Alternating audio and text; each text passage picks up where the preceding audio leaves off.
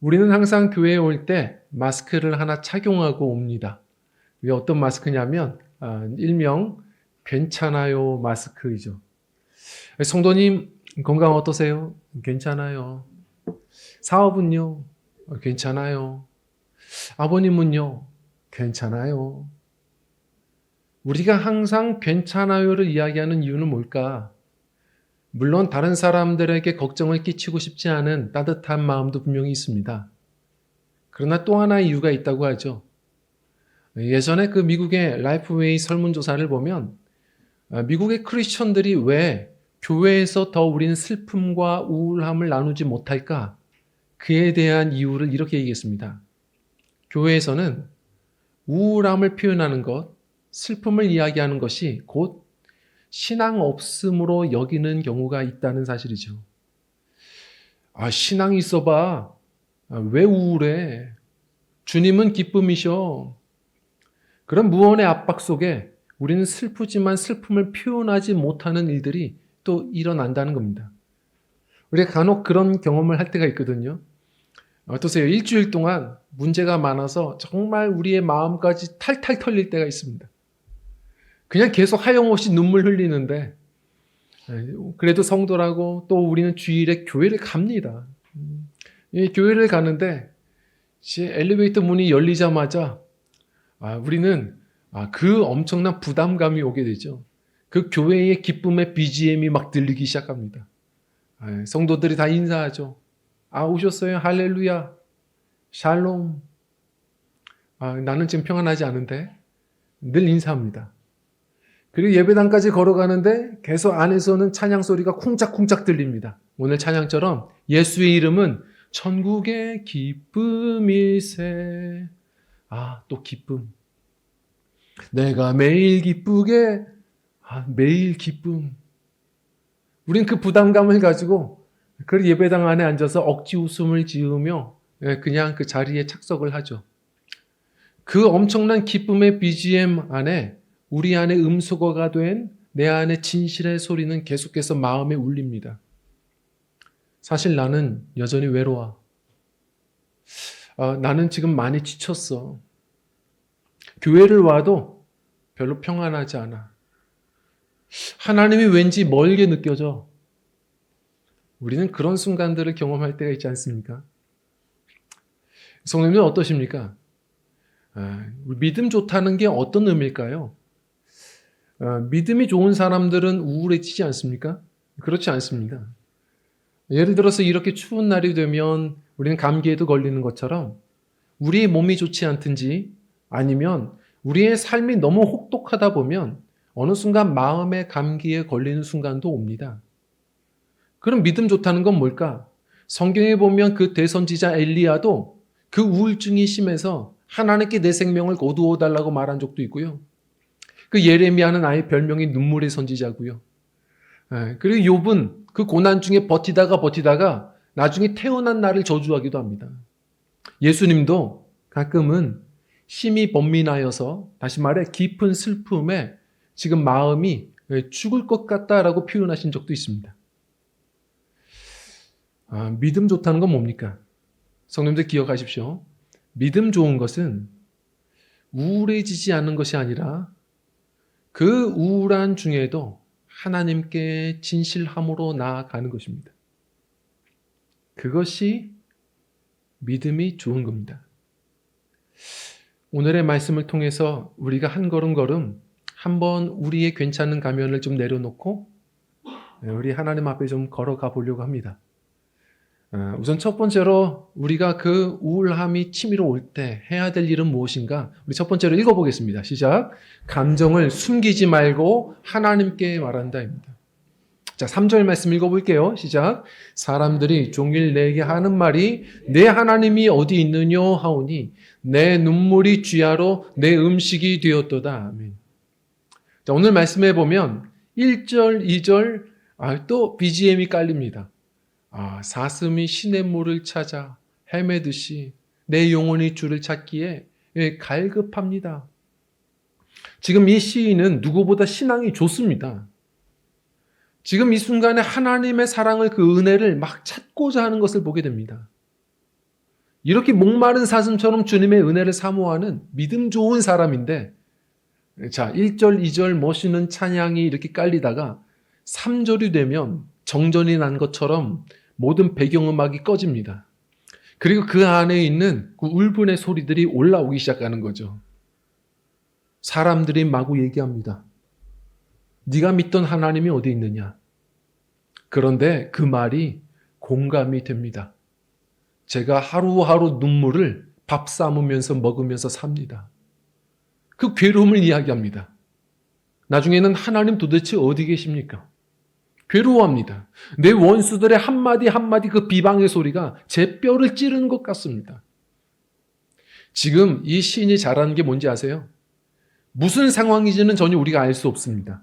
그런데 그는 그게 중요하지 않습니다. 자신의 그 순간의 감정을 솔직하게 하나님께 올려드리는 겁니다. 예전에 퍼스트 리폼드라는 영화가 있었습니다. 그런데 이 영화는 그 안에 보면 내용이 정말 퍼스트 리폼드라는 교회가 나와요. 우리말로 하면 좀 유치하지만 제1장로교회 뭐 이런 얘기입니다. 그런데 이 교회에 부임한 담임 목사님, 목회 생활들을 하시다 보니까 항상 얼굴에는 괜찮은 가면이 있습니다. 그런데요, 사실 마음은 그렇지 않습니다.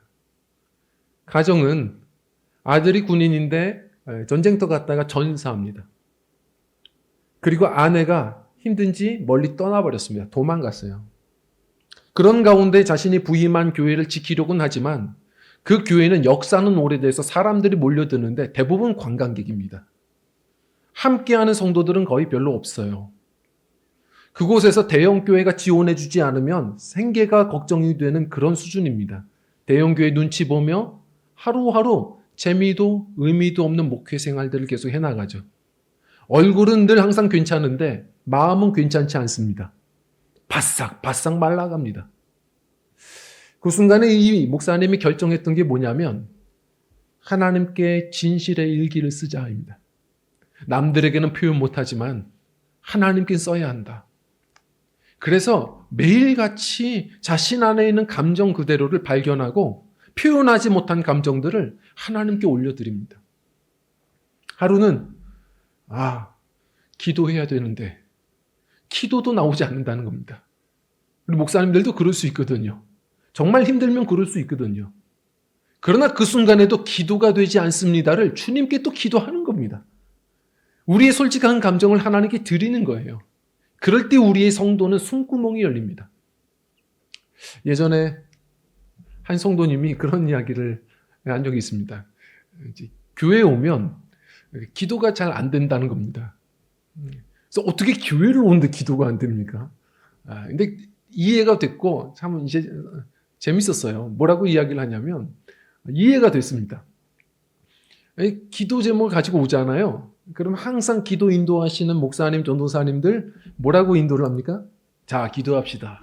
첫 번째 기도 제목은 열방을 위해 기도합시다. 두 번째, 나라와 민족을 위해 기도합시다. 세 번째, 다음 세대를 위해서 기도합시다. 자신은 지금 부모님이 몸이 아프고 자녀들 학원비가 없어서 한 달 이 카드값 이것이 숨막히게 지금 나를 괴롭히는데 이 순간에 열방이 뭐고 나라와 민족이 무슨 상관이냐는 겁니다. 성도님들, 그럼에도 불구하고 교회는 하나님 나라 비전을 가지고 모여서 우린 열방을 위해서도 기도해야 됩니다. 자, 그런데 내 안에 다른 사람들이 유치하다고 할까봐, 수준 낮다고 할까봐 우리가 말 못하는 내 안에 그 슬픔의 기도 제목들, 우리가 그 모든 음소거가 된 아픈 마음들, 우리는 그것 또한 하나님은 기쁘게 받으신다는 믿음 가지고 오셔서 누가 시키든 안 하든 기도하셔야 됩니다. 그게 우리 숨구멍입니다. 제가 가끔 이렇게 앉아있으면 막내딸이 와서 옆에 앉아서 얘기할 때가 있습니다. 무슨 연지가 어떻고 지연이가 어떻고 이런 얘기를 합니다. 제가 연지가 누구고 지연이가 누군지 어떻게 합니까? 관심도 없습니다. 그러나 중요한 건 전혀 저와 상관없는 얘기를 하지만 기분은 좋습니다. 얘가 나를 아직 허물 없이 대하는구나. 아빠를 그래도 인격적으로 친밀하게 관계하고 싶어서 다가오는 거구나. 성도님들, 하나님은요, 성도님들의 어떤 그 울분의 소리들, 슬픔의 이야기들을 하나님은 듣고자 하십니다. 그리고 하나님은 연지도 지연이도 다 알고 계십니다. 다 아시는 주님 앞에 우리 고백하며 나갈 때 그것이 하나님의 기쁨이요, 성도의 숨구멍이라는 사실들을 놓치지 않으셔야 합니다. 그렇게 기도해야 되는 특별한 이유가 더 있습니다. 오늘 우리 7절 말씀을 좀 읽어볼게요. 시작. 주의 폭포 소리에 깊은 바다가 서로 부르며 주의 모든 파도와 물결이 나를 휩쓸었나이다. 아멘. 이것을 우리가 흔히 감정의 파도라고 부릅니다. 이 우울함이라는 것은 한번 찾아오잖아요. 그러면 이 파도가 조금씩 더 일렁입니다. 파도라는 것은 처음은 즐길 수 있습니다. 예전에 그 우울증이 심했던 그 스펄전 목사님, 이분은 버티다가 나중에 교회에 공개하고 고백하고 요양원에서 치료도 받으면서 성도들에게 얘기했죠. 우리 인생 속에 언젠가 어느 순간 느닷없이 우울의 파도는 밀려옵니다. 그렇게 와요. 현실에 무너지지 않습니다. 사람은 이 감정의 파도에 결국은 무너지는 거예요. 예를 들어서 누군가가 한마디를 던지죠. 처음엔 파도를 즐깁니다. 우우하고 파도 따라갔다가 또 파도 따라 뒤로 물러서며 비명 질렀다가 즐깁니다. 예를 들어서 누군가가 이렇게 한마디를 하는 거죠. 아이, 성도님, 집사님, 오늘 입은 옷은 좀 촌스러워. 이 한마디 듣잖아요. 그러면 감정의 파도가 이렇게 옵니다. 처음엔 그냥 즐겨요. 아, 그렇지. 오늘 내가 조금 촌스럽지. 그렇지. 나도 그럴 때 있지. 처음엔 즐겨요. 집에 가서도 어느 정도 즐깁니다. 조금씩 더 일렁이죠. 아, 걔가 나한테 왜 저랬지? 왜 나를 지금 질투하나? 견제하나 봐. 우리는 어느 정도 그때까지는 또 웃으면서 넘길 수 있어요. 그런데 그 소리에 계속 몰입하지 않습니까? 어느 순간 파도는 집채만해지고 그 파도가 뒤덮이기 시작하면 이제는 나를 이끌고 다닙니다. 계속 그 말이 회사를 가도 어디를 가도 계속 맴돌아요. 촌스러워. 촌스럽다고. 촌스럽구나. 나는 촌년이야. 계속해서 나는 촌.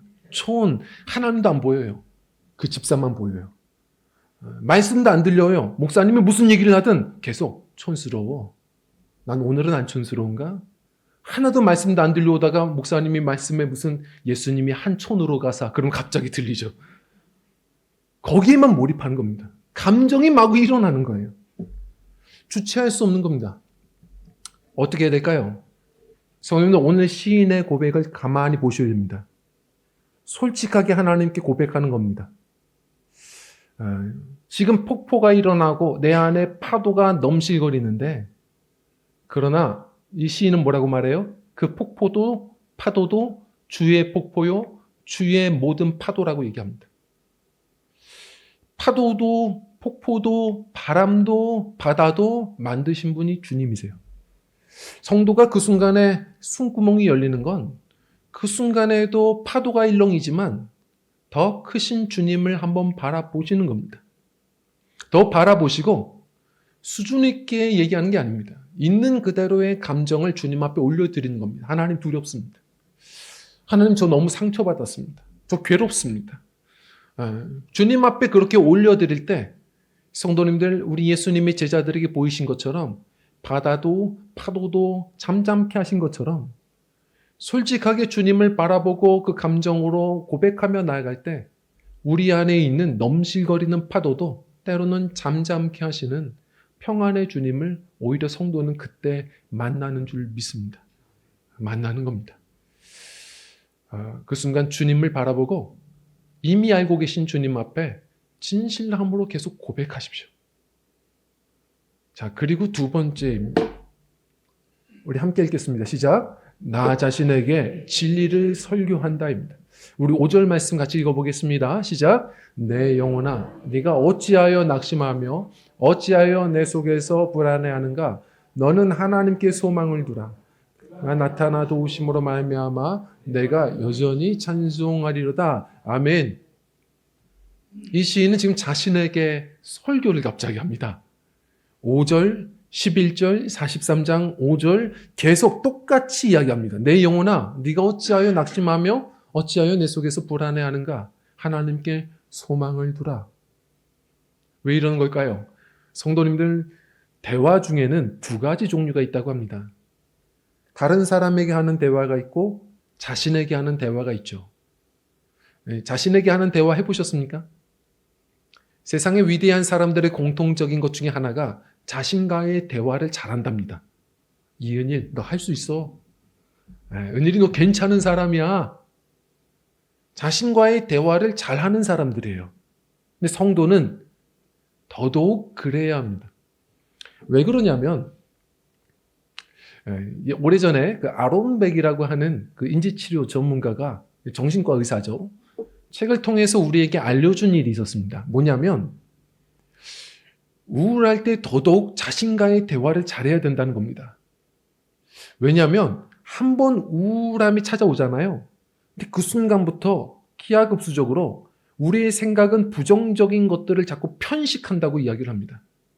자꾸 좋지 않게 생각하는 편향성이 일어난다는 거예요. 자, 그런데 여전히 나를 지키기 위해 내 마음 안에는 무너지지 않아야 될 세 가지 방파제가 있답니다. 그게 뭐냐면 순서예요. 나, 세상, 미래입니다. 자꾸 부정적인 생각이 점점 넘실거리면 하나씩 하나씩 무너뜨리는 겁니다. 자, 나부터 무너뜨려요. 그리고 세상입니다. 그리고 미래가 무너져요. 이런 거죠. 사람들이 자꾸 나에게 뭔가 홀대하는 것 같다 하면 스스로가 먼저 무너집니다. 그래, 난 뭐 부족하니까, 나 실력 없으니까, 나 매력 없으니까, 난 그래, 난 부족해. 무너져 버립니다. 자, 그런데 그 다음에는 지키고 있는 두 번째, 세상이라는 어떤 이 방파제가 무너져요. 세상은 불공평해. 1등만 알아주는 이 더러운 세상. 왜 항상 아름다운 사람만 좋은 거야? 이 세상은 불공평해. 세상을 자꾸 조롱하고 모욕하며 그렇게 방파제가 무너져 내리기 시작하죠. 안정감을 잃어버립니다. 그리고 나서는 어느 순간 미래의 이 방파제가 무너집니다. 내 인생은 영원히 변하지 않을 것 같아. 항상 이런 식일 거야. 그때의 모든 벽이 무너지면 그때의 마음은 다 결국은 무너져 버리고 마음에 병이 오기 시작한다는 겁니다. 우리의 생각은 정직하지 않습니다. 우울해지기 시작하면 생각은 자꾸 왜곡돼요. 그 순간에 우리가 해야 될 일은 뭐냐면 그냥 따뜻한 위로가 필요한 게 아닙니다. 성도님들, 그 순간에 변하지 않는 한 가지, 하나님의 말씀. 자꾸 말씀으로 내 자신에게 설교하셔야 돼요. 내 안에 잘못된 소리가 올라오기 전에 자꾸 하나님의 말씀의 말뚝으로 무너져가는 방파제를 세우셔야 됩니다. 말씀을 기억나지 않으신다면, 암송하는 게 없다면 적어도 하나님을 외치십시오. 하나님 빼놓고선 지금 얘기하는 거거든요. 나는 매력이 없어? 아닙니다. 하나님은 날 작품으로 만드셨어. 다른 사람과 내가 좀 다를 뿐이야. 하나님 날 여전히 사랑하셔. 세상이 불공평해? 아니, 하나님이 공평하셔. 그 하나님이 나의 도움이 되어 주신다고 하셨어. 내 인생은 변하지 않을 거야? 하나님은 선하셔. 하나님이 이끄실 내일, 나는 모르지만 난 기대가 돼. 설교하십시오. 제가 어떻게 설교를 합니까? 이미 하고 계십니다. 누구에게요? 남들에게는 하시잖아요. 성도님, 하나님이 성도님 여전히 사랑하세요.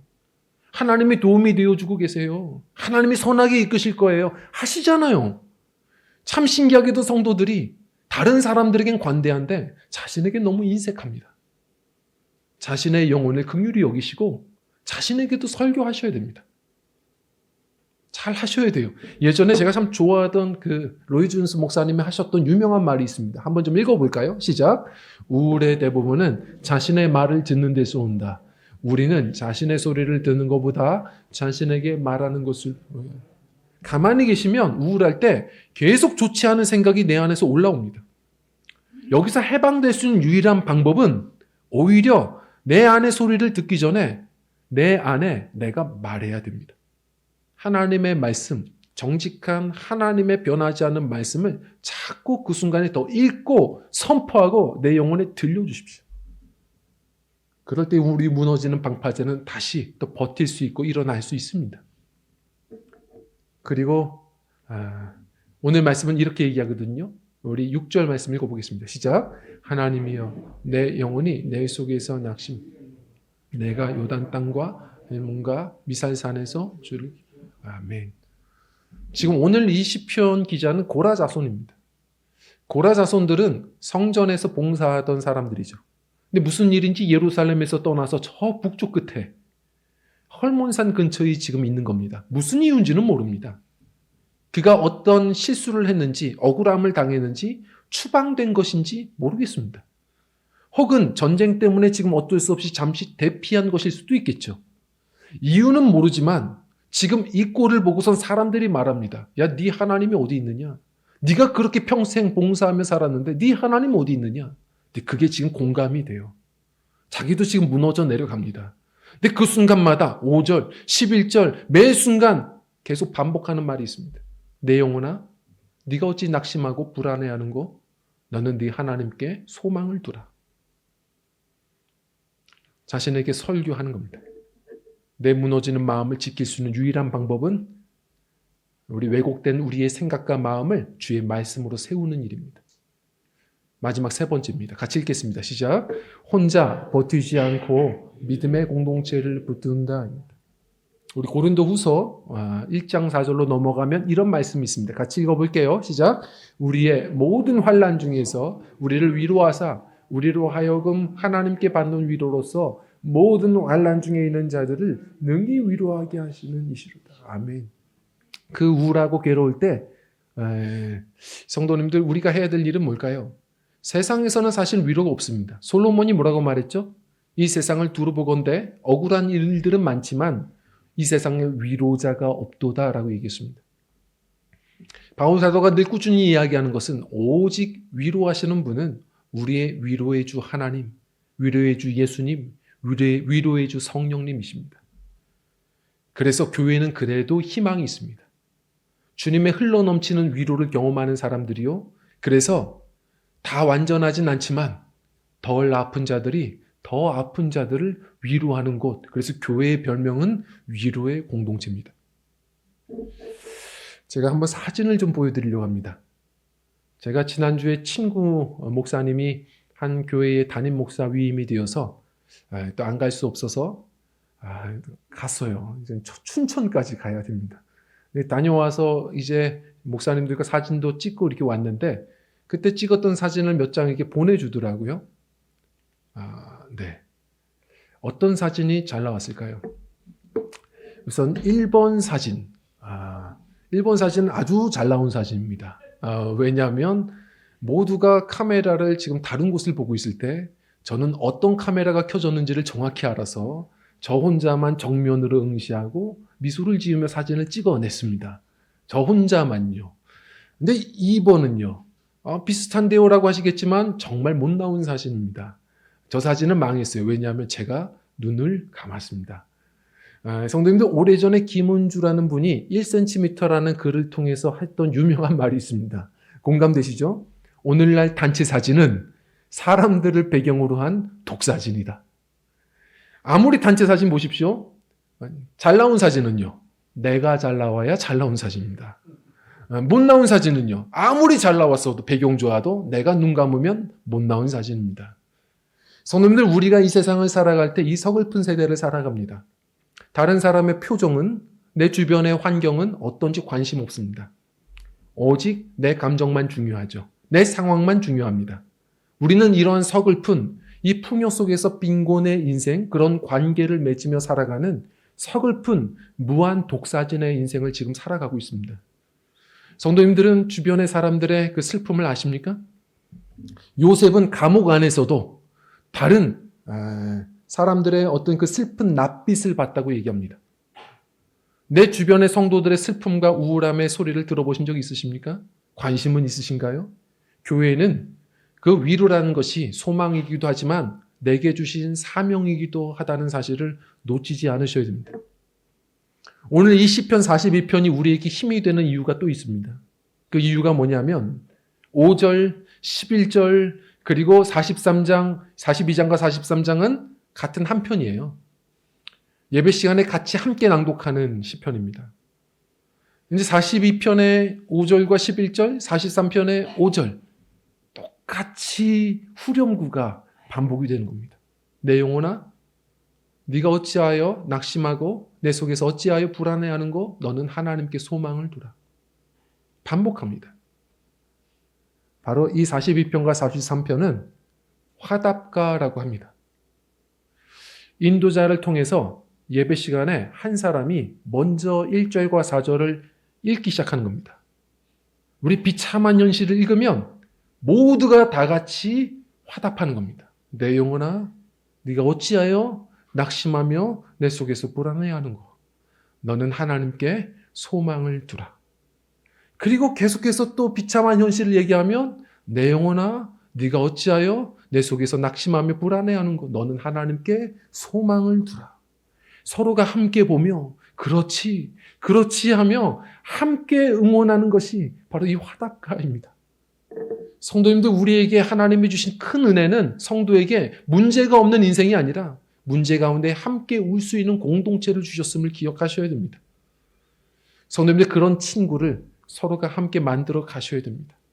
기도 제목을 서로 함께 나누셔야 됩니다. 적어도 교회가 또 하나의 가정이라면 괜찮은 가면도 가끔은 내려놓고 모두에게 그럴 필요는 없지만 함께하는 바로 나의 기도의 중보자들에게 함께 그 슬픔과 우울함도 같이 나누고 일어서야 합니다. 하나님은 한 사람도 완전한 사람을 부른 적이 없습니다. 다 깨어지고 부서진 인생들을 모아서 주님의 빛살을 통과하여 세상에 빛 비추게 하시는 교회는 다 조각난 모자이크 공동체입니다.